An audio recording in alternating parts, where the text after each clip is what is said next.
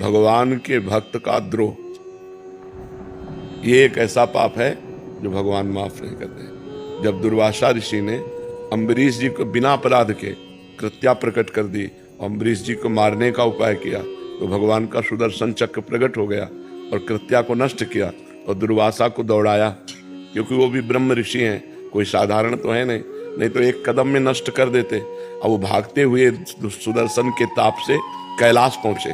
तब भगवान कैलाशपति ने कहा, नहीं, हम तुम्हें इस समय शरण में नहीं ले सकते, क्योंकि तुमने भगवान के भक्त का अपराध किया और उनका प्रिय सुदर्शन चक्र तुम्हें दंड देना चाहता है। हमारे ब्रह्मा के यहाँ गए, ब्रह्मा ने भी मना कर दिया। भगवान के यहाँ गए, भगवान ने कहा, अहम भक्त पराधीन हूँ, असुतंत्र युद्ध, मैं भक्त के अधीन हूँ। अगर सुदर्शन शांत हो सकता है तो अम्बरीश जी के चरण पकड़ो जा करके, दूसरा कोई उपाय नहीं। जिस भक्त का अपराध बन जाए वही भक्त क्षमा कर दे तो क्षमा हो जाए, नहीं भगवान भी नहीं क्षमा करते। भक्त अपराध सबसे बड़ा है, किसी संत महात्मा भक्त का अपराध ये नष्ट कर देगा। साधु अवज्ञा कर फल ऐसा, जरत नगर अनाथ कर जैसा। लंकाधिपति रावण के संपूर्ण लंका को ऐसे जला रहे कि कोई रोकने वाला नहीं है। भक्त का अपराध बन जाए तो सारे पुण्य नष्ट हो जाते हैं। तो इसलिए साधु अवज्ञा तुरंत भवानी, कर कल्याण अखिल कहानी। भक्तन निंदा अति बुरी, भूल करे जिन कोय, किए सुकृत बहु जन्म के, क्षण में दारे खोए। बहुत जन्म के पुण्य एक क्षण में नष्ट हो जाते हैं यदि भक्त निंदा हो जाए, भक्त द्रोह हो जाए, भक्त का अपमान कर दो, फिर भक्त के साथ मारपीट कर दो, ये तो बहुत ही हानि की बात हो गई। अगर भक्त गाली भी दे तो ऐसे हाथ जोड़ तो तुम्हारा मंगल होगा। उसको तो भगवान देख लेंगे, लेकिन तुम्हारा मंगल होगा। पलट कर तुम गाली मत दो, वो भगवान का दास है, भगवान का भक्त बहुत बड़े का है, हमारे द्वारा अपराध नहीं बनना चाहिए। मनीषा कौशिक जी, चेन्नई से। राधे राधे महाराज जी। महाराज जी, आपके चरणों में कोटि कोटि प्रणाम। महाराज जी, आपके श्रीमुख से सुना है कि नाम जप करने से हृदय जलता है तो पाप नष्ट होते हैं, परंतु महाराज जी मुझे नाम जप करते हुए बिल्कुल भी अभी जलन नहीं हो रही, क्या मेरे पाप नष्ट नहीं हो रहे महाराज जी? अभी उस कोटि का नाम जप नहीं हो रहा, अभी उस कोटि का नाम जप नहीं हो रहा।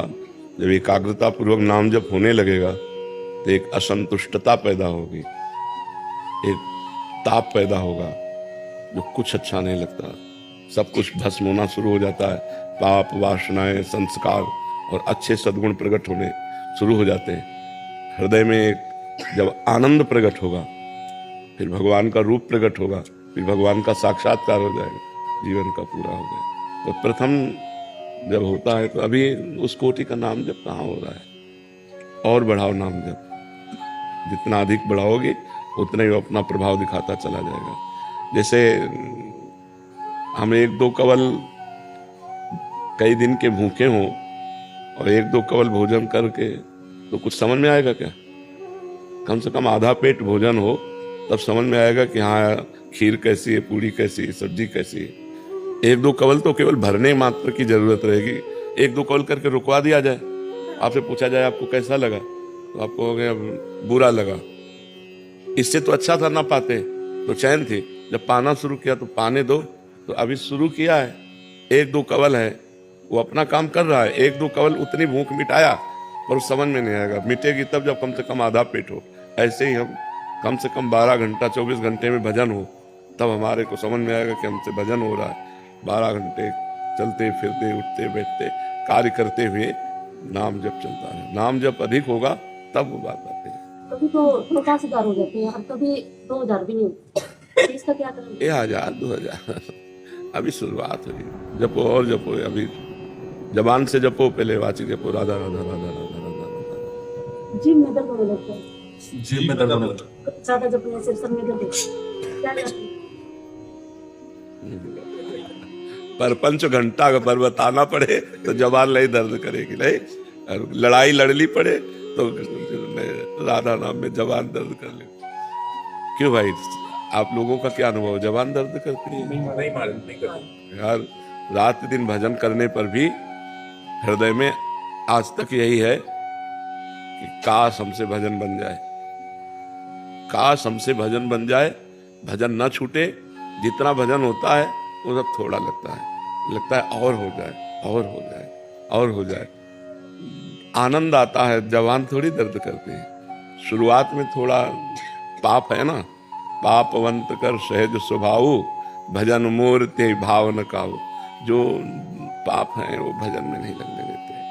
तो अगर यही नाम जप करें तो यही पाप को नष्ट कर देगा। जैसे मिश्री मीठी होती है पर पित्त बढ़ जाए तो मिश्री भी आपको मीठी नहीं लगेगी, कड़वी लगने लगेगी। लेकिन वही मिश्री रोज अनुपान से पाई जाए तो पित्त का समन करके ठीक कर देगी। ऐसे ही नाम जप अच्छा नहीं लगता, मन नहीं लगता। लेकिन वही नाम जप यदि नियम पूर्वक किया जाए तो मन को आनंद आने लगेगा, पाप भस्म हो जाएंगे। पाप के कड़े 1000 2000, हमारी कोई श्वास खाली न जाए, ऐसे भजन करें तब भजन का रंग आएगा। अभी तो बहुत पहाड़ जैसे पाप जमा है जन्म जन्मांतर के, इसलिए।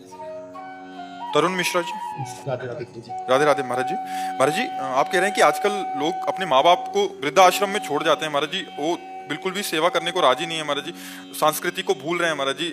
आप समाज में वयोवृद्धों की सेवा करते हैं। 22 आश्रम है मेरे, जो बुजुर्ग होते हैं उनको रोड से रेस्क्यू करके उन्हें मैं रखता हूँ। आप जवान हो करके और वयोवृद्धों की सेवा करते हैं, ये बहुत बड़ा सौभाग्य आपका है।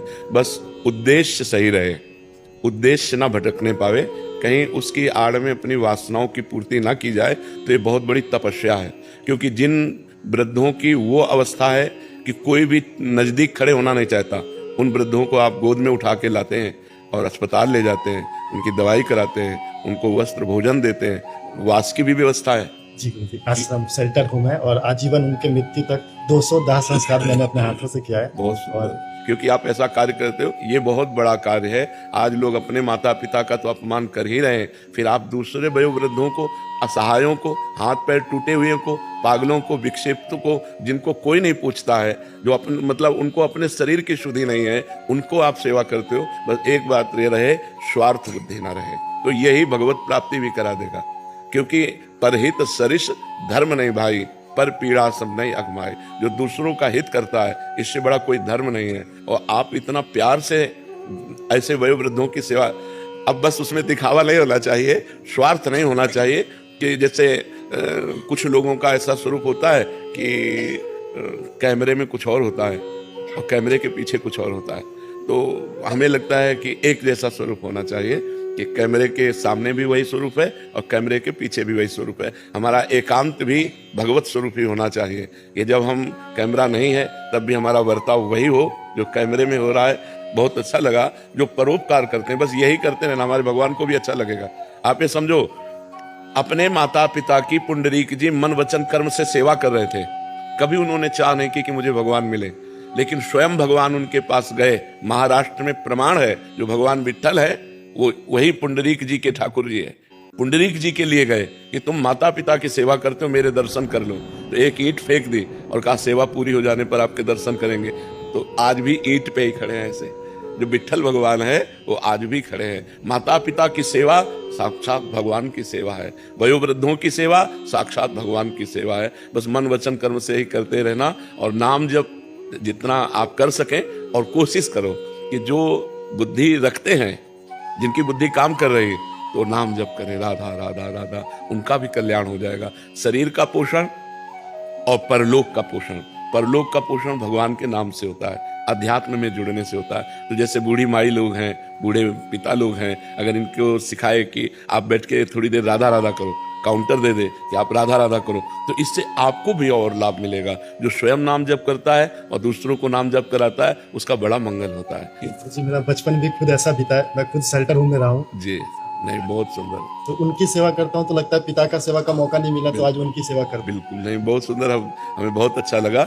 आजकल माता पिता की सेवा क्या, नए नए बच्चे आधुनिक विद्या पढ़ते हैं और व्यभिचार और व्यसन से युक्त हो जाते हैं, गर्लफ्रेंड बॉयफ्रेंड, बुद्धि पहले ही भ्रष्ट हो जाती है, फिर नशा में पहुंच जाते हैं। अब नशे के लिए अगर उनको पैसा नहीं मिलता तो अपने माता पिता को दंडित करते हैं। माता पिता की आराधना तो तब करें जब उनमें थोड़ी श्रद्धा हो, थोड़ा अध्यात्म हो, थोड़ा भागवतिकता हो। तो उनको अतिथि देवो भव, मातृ देवो भव, पितृ देवो भव, वेद कहता है मातृ देवो भव, पितृ देवो भव। सोचो, जिस माता ने आपको लघुशंका कर दी, शौच कर दी, लेकिन उसने आपको कभी थप्पड़ नहीं मारा, इतना सयाना किया आपको खवा पिया के, वही जब वृद्ध हुई तो उसे अनाथालय में छोड़ाते हैं। अरे अनाथालय में छोड़ा है तो चलो कम से कम सुविधा में तो छोड़ा है, रोड में छोड़ देते हैं। रोड में छोड़ हमारे यहाँ सारे गुरुजी रोड वाले ही हैं, आप- जो डायरेक्ट कॉल आते हैं। प्यार ही चाहिए गुरुजी, वो लोग 2 रोटी खाते हैं। इस उम्र में पूरे जब जीवन का अंत समय होता है तो उनको प्यार और सम्मान चाहिए कि कोई 2 मिनट उनकी बातें सुने।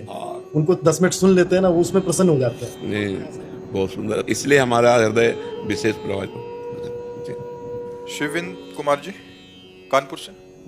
राधा वल्लभ श्री हरिवंश। श्री हरिवंश महाराज जी पिछले 2 वर्षों से राधा नाम जपने का प्रयास कर रहा हूँ महाराज जी। कभी कभी मन बिल्कुल नहीं लगता और भाव भी नहीं बनता महाराज जी। आपने एक सत्संग में बताया था कि ऐसे रजोगुण और तमोगुण के कारण ऐसा होता है, सतोगुण में भजन ज्यादा होता है। महाराज जी रजोगुण और तमोगुण के प्रकोप को कैसे कम किया जाए? जैसे अब हमारे समझ में आ गया कि हमें तमोगुण आ रहा है, प्रमाद, जिससे 10 वर्ष पहले द्वेष हुआ होगा, उसकी बातें आके क्रोध आना या जरा जरा सी बात, तो तमोगुण बढ़ रहा है। अब उस समय मन भजन में नहीं लगेगा।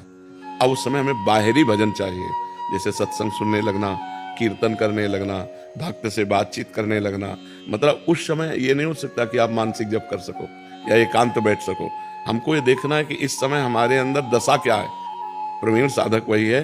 अब दशा एकांत में बैठने की नहीं है, तो तुरंत मोबाइल खोलो, सत्संग, तुरंत कोई कीर्तन लगाओ, कीर्तन में लगो, सत्संग बाहरी लगो, अंदर नहीं लग पाओगे। अब रजोगुण आ रहा है, भोग की इच्छाएं हो रही, रुपये की इच्छाएं हो रही, मान प्रतिष्ठा की इच्छा हो रही, तुरंत सत्संग सुनो। 10 मिनट 15 मिनट सत्संग सुनते सुनते वो मन सात्विक हो जाएगा। क्योंकि सतोगुण देखना, सतोगुण खाना, सतोगुण ही सुनना, सतोगुणी वातावरण में रहना, तो सतोगुण को बढ़ावा। यदि रजोगुण तमोगुण, तो रजोगुण तमोगुण को बढ़ावा। प्याज लहसुन इसीलिए मना किया जाता है। प्याज लहसुन में कोई पाप थोड़ी, वो जैसे गंदे आहार खाते हैं लोगों से, प्याज लहसुन भूमि से प्रकट होता है। जैसे आलू शकरकंद ऐसे ही होता है, खेतों में होता है, जहाँ गेहूं बोया गया है, जहाँ और अन्य खाद्य है, तो वो भी नीचे ही पैदा होता है। और प्राकृतिक कोई ऐसे निषिद्ध, पर वो तमोगुणी है, इसलिए हमारे यहाँ उसका त्याग किया गया है कि तमोगुण जो भजन में। तो और भी तमोगुणी, जैसे बासी अन्न है, खूब लाल मिर्च और तेल और ऐसे सब डाल करके, ऐसे जैसे होटल का भोजन है, चाहे जितना आपको वादा करे पवित्र बना रहे हैं, तो वो उनकी बनाने की शैली, वो कौन बना रहा है, क्या है, कुछ तो पता नहीं है ना। अब अंदर रोटी बन रही है आपके सामने, तो तंदूर से पकी हुई आ रही, तो अब क्या पता पीछे अंदर कौन क्या कर रहा है। तो हमें लगता है भजन के लिए हमको सत्वगुण इकट्ठा करना चाहिए। सात्विक भोजन, सात्विक पानी, सात्विक वातावरण, जितना हम सत्वगुण बढ़ा सकेंगे उतना ही अधिक भजन होगा। हमने खुद अनुभव किया कि जैसे खूब अच्छे अच्छे पकवान और ये चीजें भरपेट पा ली जाए, भजन मारा गया। भजन में एक तार नहीं बनता, मूंग की दाल और रोटी, ऐसे हल्की चीजें सात्विक थोड़ा पा लो, अरे अपने आप भजन में उत्साह बढ़ रहा है, भजन बढ़ रहा है। तो हमें चाहिए सतोगुणी वातावरण हम बढ़ाएं, सतोगुण को बढ़ावा दें अपने अंदर, और रजोगुण को दबावें। और जब रजोगुण तमोगुण बढ़े तो कीर्तन करने लगे, सत्संग सुनने लगे, भगवान की बातें करने लगे, तो तमोगुण रजोगुण को दबाकर सतोगुण बढ़ जाएगा। ये जरूरी है। अगर जैसे अब तमोगुण रजोगुण आ गया और ऐसे गंदे लोगों का संग मिल जाए तो हम और बढ़ जाएगा, तमोगुण रजोगुण और बढ़ जाएगा, वो फिर गिरा देगा, वो भजन से गिरा ही देगा, फिर बड़ा पश्चाताप होगा। जैसे अब अंदर भोग की वासना प्रकट हो रही और गंदा मोबाइल दृश्य देखने लगो, गंदे लोगों से मिलो, तो मिटिया मेट कर देगा। गंदी बात आ रही है, अब अच्छी बात देखो, कोई भगवान की लीला देखने लगो। लीला का भी तो अभिनय हुआ, जैसे रामचरित का अभिनय हुआ, महाभारत का अभिनय, मतलब किसी तरह मन हम भगवान में लगावें। वो अंदर नहीं लगेगा, बाहर लगेगा, बहिर्मुख लगेगा। तो बहिर्मुख साधन रखे जाते हैं। अब जैसे भगवान की कृपा से अब तमोगुण रजोगुण का क्या, इनका तो कोई महत्व ही नहीं रह गया, मतलब इनकी सत्ता ही नहीं रह गई है। जैसे अपने अंदर है ना, अब इनकी सत्ता ही नहीं रह गई, न सतोगुण की, न रजोगुण की, न तमोगुण की। सत्ता भगवान की सिर्फ रह गई। अब कोई सत्ता नहीं रह गई कि यार हमारे अंदर रजोगुण आ गया, अब ये देखे वो सुने, वो सब ना कुछ देखना ना कुछ सुनना, बस हाँ जो अंदर चल रहा है उसी को देखना, उसी को सुनना। तो पहले हमें अभ्यास करना पड़ता है। जब रजोगुण तमोगुण आवे तो सतोगुण को बढ़ावा दो और भगवान नाम कीर्तन करो। 10 मिनट में तमोगुण रजोगुण खत्म। आप देख लेना, कभी नाम कीर्तन शुरू कर दो और 10 मिनट में कंट्रोल हो जाएगा, रजोगुण तमोगुण और सतोगुण आ जाएगा। और फिर भजन में बैठ जाओ, देख लो मन भजन में लगने लगेगा। भजन के पहले 1-2 पद गाओ चतुरासी जी के हैं, या भगवान नाम कीर्तन करो और फिर जप में बैठो, तो उससे शांति ज्यादा मिल जाएगी। क्योंकि एकदम भाव हमारा बनेगा पवित्र भाव, और पवित्र भाव से फिर भजन में लगे रहो। और ये मार्ग ऐसा है कि घाटा तो इसमें है ही नहीं। मान लो बेमन आप कह रहे हो राधा राधा राधा, तो फल आपको वही मिलेगा। फल आपको वही मिलेगा। और बिल्कुल भजन में मन नहीं लग रहा, और भजन में नहीं हो रहा, और भजन के लिए बैठे हो, तो फल आपको वही मिलेगा जो भजन का है। जैसे एक लेबर को लाओ आप, सुबह 500 रुपया वो लेता है, और कहे तो बैठ जाओ, बैठा दो, शाम के कहो चलो जाओ, तो कहेगा 500 लाओ। बोले कैसे दे, तुम तो बैठे रहे हो। तो बोले तुम तो आप हमको लाए हो, हाँ काम करवा लेते 500 लेगा कि नहीं।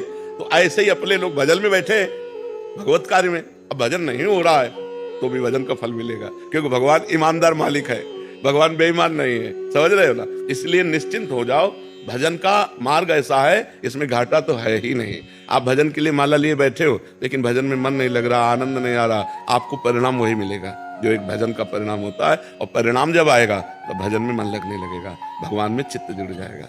ज्ञानेंद्र सिंह जी सीकर से। सीताराम। राधे राधे महाराज जी। गुरुदेव, जब आत्मा मनुष्य का शरीर छोड़ती है तो वो सूक्ष्म शरीर के साथ अपने कर्मों को भोगती है। उसके पश्चात मान लेते हैं कि वो आत्मा एक पशु या पक्षी के शरीर में जन्म लेती है। अब जब वो आत्मा पशु या पक्षी का शरीर भी छोड़ती है तो क्या अब वो आत्मा अपने पूर्व के मनुष्य जीवन के कर्मों को भुगतने जाएगी या तुरंत दूसरी योनि में? 1-2 जन्म के अपने तो कार्यक्रम जमा नहीं है, अनंत जन्मों के जमा है। जब से सृष्टि हुई, अब कोई तिथि तारीख आज तक किसी शास्त्र में नहीं लिखा कि सृष्टि कब से हुई, उसे अनादि कहते हैं। अनादि माने जिसकी लिखा पढ़ी नहीं है।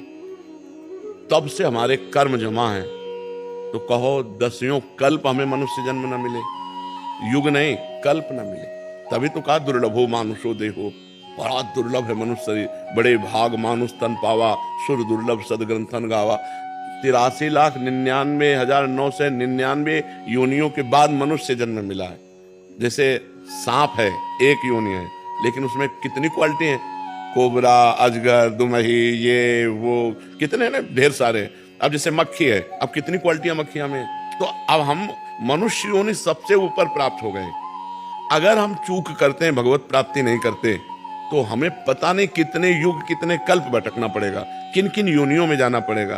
कोई ऐसी योनियां जो हजार वर्ष के। अब भूख प्यास, शरीर में घाव हो गया, उनको कोई दवा लगाने वाला नहीं। पशु पक्षी कितना कष्ट पाते हैं। और देखो मुर्गा मुर्गी, गाय भैंसा बकरा लोग कैसे खाते हैं, जिंदा जला के, जिंदा भूंज के, कैसे सब क्या क्या दुर्गति जीव की होती है। इसलिए नाम जप करके इसी जन्म में भगवत प्राप्ति कर लिया जाए।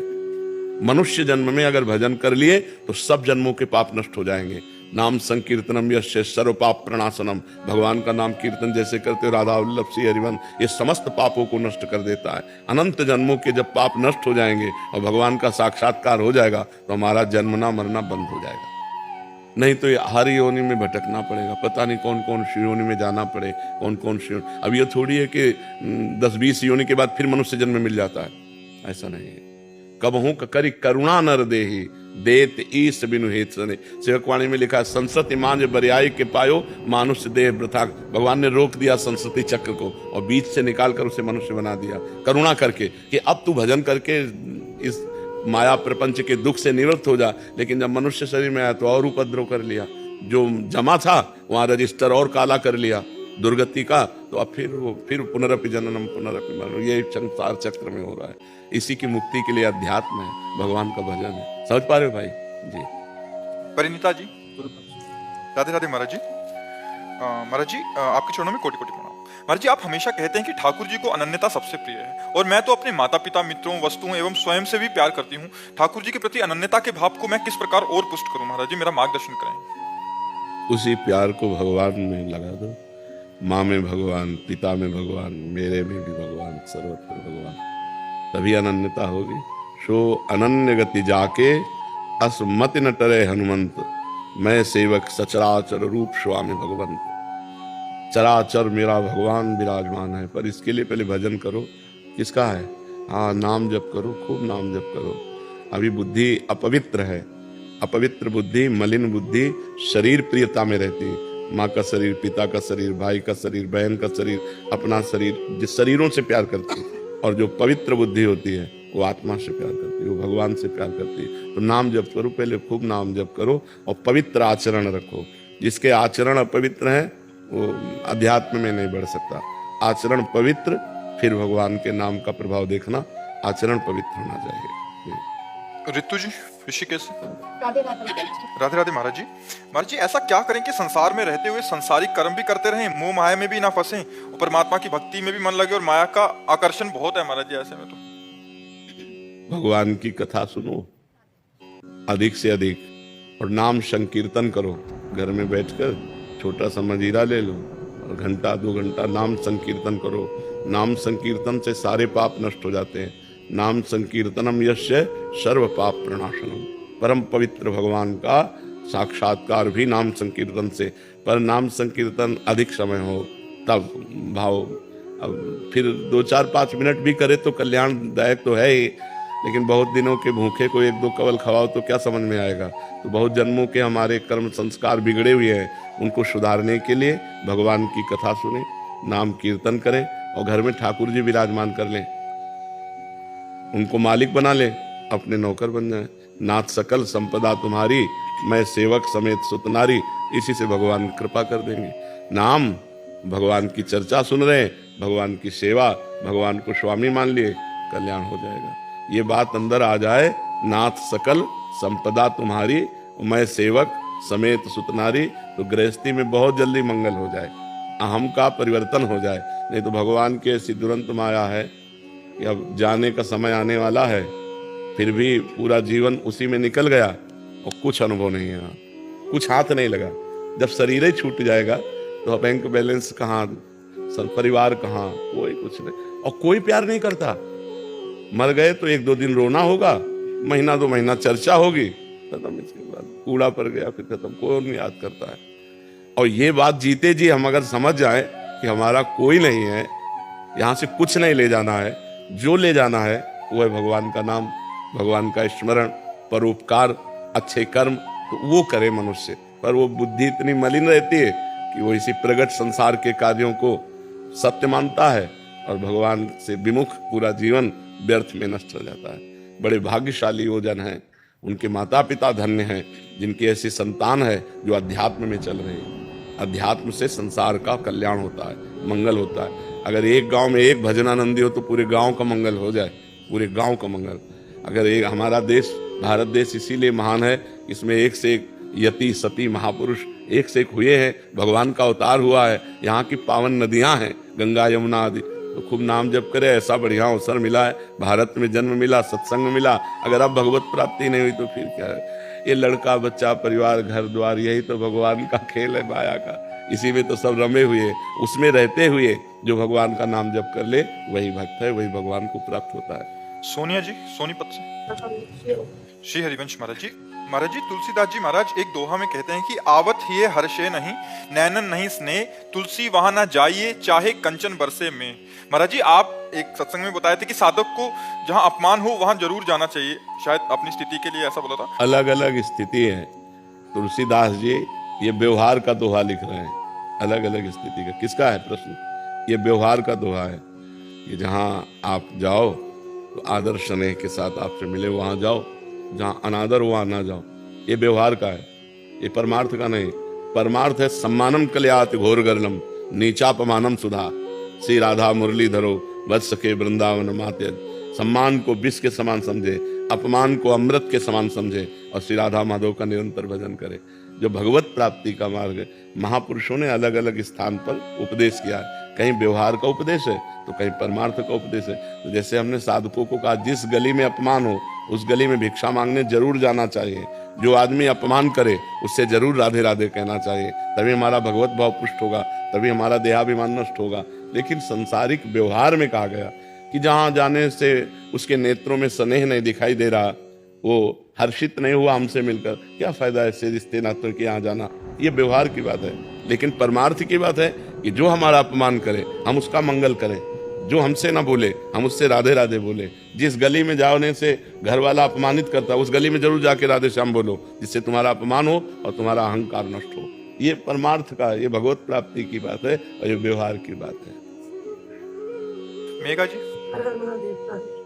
महाराज जी, मुझे बचपन से ही बड़े बड़े सिद्ध संतों को देखने का और मिलने का अत्यंत उत्साह है। मैं अधम ऐसा क्या करूं कि देवरा बाबा, नीम करोरी बाबा जैसे दिव्य संतों के दर्शन मुझे प्राप्त हों? प्राप्त हो आगे मतलब ऐसा क्या साधन करूं? नाम जप, जितना नाम जप करोगे, अभी एक दिन सत्संग में चर्चा हुई थी कि 1 करोड़ नाम जप करने वालों को दिव्य संतों के, देवताओं के दर्शन होने लगते हैं। ऐसे 13 करोड़ तक की संख्या का चर्चा हुई थी। तो 1 करोड़ जो नाम जप करेगा उसको स्वप्न में दर्शन होंगे। और शायद 6 करोड़ या ऐसा था कि वो सिद्धों से बात करेगा, जैसे हम आपसे बात कर रहे हैं। सनक सनंदन, देवर्षि नारद, ये जो बड़े बड़े महापुरुष हैं, इनसे मिलना। 6 करोड़ नाम जप कर, यहाँ 2-4 माला तो चलाए ले जाए। तो भाई स्थिति बनानी पड़ेगी, भजन की स्थिति। जैसे अब दिव्य महापुरुष से बात करना है, तुम्हारे अंदर दिव्य स्थिति आनी चाहिए ना, दिव्य भाव आना चाहिए, तभी तो हम देख सकते हैं। जैसे अर्जुन को भगवान ने अपने दिव्य रूप के दर्शन के लिए दिव्य दृष्टि प्रदान की ना, तो ऐसे ही भजन दिव्य दृष्टि प्रदान करता है। जब हम नाम जब बढ़ाते हैं, करोड़ों की संख्या में नाम, तो नाम हमारे अंदर इन्हीं नेत्रों में चिदानंद भाव लाता है, तब हम इन दिव्य संतों के दर्शन कर पाते हैं। और संत दर्शन का मतलब है संत बन जाना। संत दर्शन का मतलब संत बन जाना। अगर हम संतों से मिलते रहे तो हमारा स्वभाव संत हो जाएगा। भले भेष संत ना हो, लेकिन स्थिति हमारी संतों जैसी हो जाएगी, स्वभाव हमारा संतों जैसा हो जाएगा।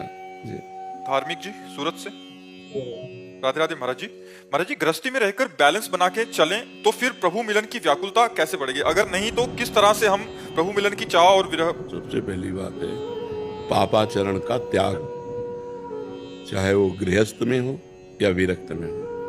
जब तक धर्म विरुद्ध आचरण का त्याग नहीं होगा, तब तक ऐसा भजन होगा जैसे चलनी में गाय दुहा जाए। चलनी में गैया दुहे, दोष दैव को दे, हरिगुरु कहो न मानई, तो अपनो ही फल ले। अब जैसे गृहस्थ में बहुत सुंदर भक्ति हो सकती है, विरक्त से भी अच्छी, क्योंकि विरक्त में हमें दूसरों का अन्न पाना होता है, दूसरों का वस्त्र पहनना होता है, दूसरों के लिए हमारा बहुत कुछ जाता है। कोई प्रणाम कर रहा है, कोई नमस्कार कर रहा है, कोई औषधि दे रहा है, जो हमें कोई अर्थ दे रहा है, तो जो हमें दे रहा है वो ट्रांसफर हो रहा है। हमारा भजन, हमारी तपस्या, हमारे पुण्य सुकृत, वो उसको जा रहे हैं, तब वो हमारे, वो मतलब ये सरकारी डिपार्टमेंट है, कहना नहीं पड़ेगा। आपने 5 रुपए की सामग्री ली, उसके अनुसार आपका भजन कट के उसके पास जाएगा। इसलिए मतलब अब गृहस्थ में वो अपनी मेहनत की कमाई। सबसे पहली बात, अधर्म का पैसा घर में नहीं आना चाहिए। चाहे नमक रोटी दाल रोटी ना मिले तो नमक रोटी खा लो, लेकिन रबड़ी रसगुल्ला होटलबाजी के लिए बेईमानी घूस अधर्म का पैसा नहीं आना चाहिए। अगर भगवान के भजन में चलना है तो अधर्म के पैसे का त्याग। दूसरी बात, अपनी पत्नी के प्रति जैसे हम काम भाव करें तो वो पाप नहीं है, लेकिन दूसरे की पत्नी के प्रति काम भाव करें तो महापाप हो जाएगा। धन और काम भोग, ये 2 बातें सबकी बुद्धि को भ्रष्ट कर देती हैं प्रायः। और तो छोटे छोटे बड़े अटैक हैं, लेकिन बड़ा अटैक ये है काम का और धन का। बस ये जीव की बुद्धि को भ्रष्ट कर देता है। अब हम भगवत प्राप्ति की, ये तो परहेज हुआ। भगवत प्राप्ति के लिए सबसे पहला काम भगवान नाम का अभ्यास करना, जीव से भगवान नाम का अभ्यास करना, और परिवार में हर सदस्य में भगवान की भावना करना, फिर मोहल्ले में हर सदस्य में भगवान की भावना करना, फिर पूरे गांव में, फिर हम उसको बढ़ाते चले जाएं, पूरे विश्व में ले जाएं, तब हमें भगवत प्राप्ति हो जाएगी। 2 बातें हैं, नाम जप और भगवत भावना, बस इसी से भगवत प्राप्ति हो जाएगी। जो परहेज है वो बिगड़ गया तो रोग ठीक नहीं होगा, नहीं भव रोग पक्का ठीक हो जाएगा। सदगुरु वैद्य वचन विश्वासा, संयम यह न विषय के आशा। सदगुरु रूपी वैद्य और परहेज, ये गंदी बातें ना होने पाए, पाप आचरण ना होने पाए। और नाम जब ज्यादा प्रपंच करने की जरूरत नहीं, मधुर मधुर भगवान का नाम जप करो, जो बन जाए पूजा करो, नहीं सब में भगवान है ऐसी भावना करो, मंगल में भगवान की प्राप्ति हो जाएगी। अच्छा, बिना भगवत भावना के परिवार में मोह होता है। जब तक मोह है तब तक दुर्गति है। हिरन से मोह हो गया तो हिरन बनना पड़ा ना अगले जन्म। तो ये बात है। अब हम आपसे प्यार करें, क्योंकि समाज में रह रहे हैं, बिना प्यार के रह नहीं सकते। पत्नी, पुत्र, माता, पिता, भाई, बहन, रिश्ते, नाते और भी सब, ये हमें करना पड़ेगा गृहस्थी में। तो हम मोह ना करें, प्यार करें। प्यार होता है भगवान से, सब में मेरे भगवान विराजमान है, ऐसी भावना से यदि हम रहें और नाम जप करें और गंदे आचरणों का त्याग करें, गंदे भोजन का त्याग करें, बढ़िया भगवत प्राप्ति हो जाएगी। समझ रहे हो? तुम्हारा बैलेंस बनाने का मतलब क्या है? हमने जैसा कहा वो तुम्हारी समझ में आया है नहीं? जब ब्याह हो जाए तब केवल अपनी पत्नी में, नहीं तब तक ब्रह्मचर्य रहे। अभी तो बैलेंस बनाना ही नहीं है, अभी तो बिल्कुल फिट चलना है, फिर बैलेंस सोचो आगे जब ब्याह हो जाए। तो हमने ये संपूर्ण गृहस्थों के लिए बात बताई कि अगर ऐसे चला जाए तो धर्म पूर्वक हमारा भगवान के मार्ग में कदम बढ़ता चला जाएगा और एक दिन भगवान कृपा करेंगे और हमें भगवत प्राप्ति हो जाएगी।